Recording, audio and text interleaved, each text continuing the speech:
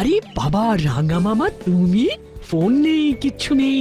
আমার নিজের ভাগ্নির বাড়িতে আসবো, তার জন্য ফোন করে পারমিশন নিতে হবে না? এসো এসো এসো, ভেতরে এসো।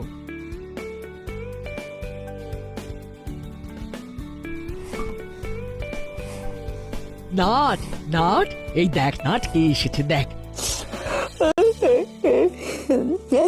আরে বাস, রাগা দাদু।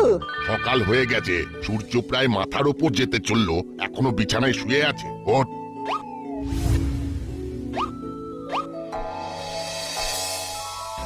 ঘরটার কি হাল হয়েছে? এসব কি? এইগুলো হলো ভূত খুঁজি। ভূত খুঁজি? সেটা আবার কি? আমাদের একটা সংগঠন, ভূত খুঁজি সংগঠন। ভূত খুঁজি সংগঠন মানে? আমি মুখ হাত দিয়ে আসছি, তারপর আমি তোমাকে বোঝাবো ভূত খুঁজি কি। ভূত খুঁজি।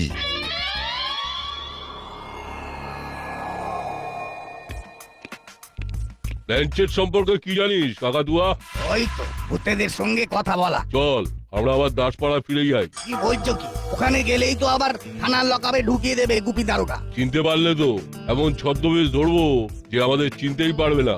সব বুঝলাম, কিন্তু কিন্তু তোমার আবার দাসপাড়ায় যেতে কেন ইচ্ছে করছে সেটা তো বলো। দাসপাড়ায় পয়সাওয়ালা লোকজন বেশি থাকে, ওরা মানুষগুলো ভালো, অল্পতেই বিশ্বাস করে, ওদের ঠকাতে খুব ভালো লাগে। ঠিক আছে, তা না হয় বুঝলাম, কিন্তু থাকবে কোথায়, খাবে কি? হ্যাঁ, খাবার চিন্তা করবি না, আর থাকবার চিন্তাও মাথা থেকে বাদ দিয়ে দে। আমাদের সবাই ওখানে সম্মান দিয়ে রাখবে, আমি যা বলবো সেটা শুধু ফলো করে যাবি, তাহলে দেখবি মান আর মানি দুটোই একেবারে ঝরঝর করে ঝরে পড়ছে। কি কি করতে হবে কি? আমাদের কাজ হলো ভূত আছে না নেই সেটা বের করা। ভূত তো ডেফিনেটলি আছে, তার তো অনেক প্রমাণ আমি দেব। কিন্তু আমরা ভূত খুঁজে পাইনি।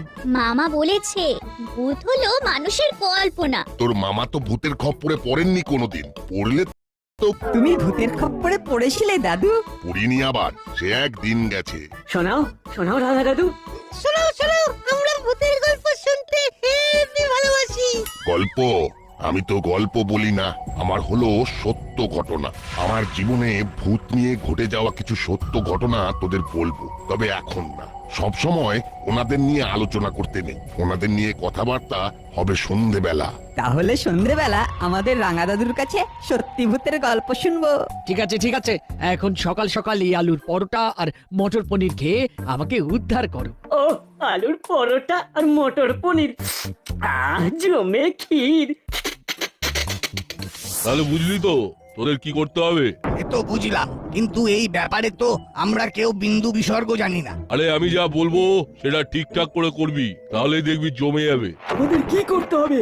কাল থেকে তোদের ট্রেনিং। সত্যি বলতে কি, তোমার কথা শুনে কিরকম একটা বুকের মধ্যে তোলপাড় হচ্ছে। প্ল্যানচেট করব আমি, আর তোরা হবি মিডিয়েটর। সেটা আবার কি? তোদের মাধ্যমে মানুষ ভূতের সাথে সম্পর্ক করবে, বিষয়টা নিয়ে একদম ভাববি না। ভাববো না। বিষয়টা তোদের মাথায় এমন ভাবে ঢুকিয়ে দেবো যে তোরা হাসতে হাসতে খেলতে খেলতে আনন্দের সাথে করবি। কাল থেকে শুরু হবে গভীর অনুশীলন। ঠিক আছে, শুরু হবে আমাদের নতুন জীবন।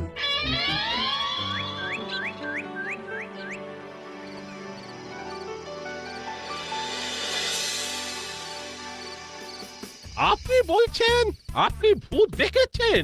অবশ্যই দেখেছি। ভূত দেখার ঘটনাটা একটু বলো না রাঙা দাদু। আপনি প্ল্যানচেট বিশ্বাস করেন? আমি বিজ্ঞান ছাড়া আর কিচ্ছু বিশ্বাস করি না। আমি বিশ্বাস করি। জানেন তো রাঙা বাবু, আমার বাবা মায়ের সাথে কথা বলতে খুব ইচ্ছে করে। কবে আমাকে একা রেখে স্বর্গে চলে গেছেন। কেউ এমন আছেন যে একবার আমার বাবা মায়ের সাথে কথা বলিয়ে দিতে পারেন? এটা তো আপনি অনেক দিন ধরে বলে যাচ্ছেন। আমাদের এই দাসপাড়ায় প্রায় সবাই এই ঘটনাটা জানে, এমনকি মিত্রপাড়ার মানুষজনও অল্প বিস্তর জানে। আমারও তো ইচ্ছে করে আমার দাদার সাথে কথা বলতে, সেই যে ছোটবেলায় আমাকে ছেড়ে চলে গেল, কত স্মৃতি। দূর বাবা, আপনি থামুন তো, খালি প্ল্যানচেট প্ল্যানচেট। আমার দেখা একটা প্ল্যানচেটের ঘটনা শুনুন। রাঙা দাদু, তুমি শুরু করে দাও। আবার বলছি, এটা কিন্তু গল্প নয়। শুরু করুন রাঙা বাবু। তখন আমার বয়স অল্প। আমাদের গ্রামে একজন খুব বড় মানুষ মারা গেলেন। সারা গ্রামের মানুষের মন খুব খারাপ। ঘটনাটা ঘটলো তার পরের দিন। উনি ফিরে এলেন? না, ওনার ছেলে বলল বাবা যে উইলটা করে গেছে সেটা খুঁজে পাওয়া যাচ্ছে না। তারপর আমাদের এক পাড়াতুতো কাকা বলল মৃতের আত্মাকে আবার মর্তলোকে ফিরিয়ে এনে জিজ্ঞাসা করে জানতে হবে। বাহ, এ তো দারুণ ব্যাপার। বাবাকে জিজ্ঞাসা করতে হবে দাদুর কাছে কিছু প্রশ্ন। তারপর পাওয়া গেল উইল ছিল। জয় বাবা। এইসব লোক এখন আর দেখা যায় না।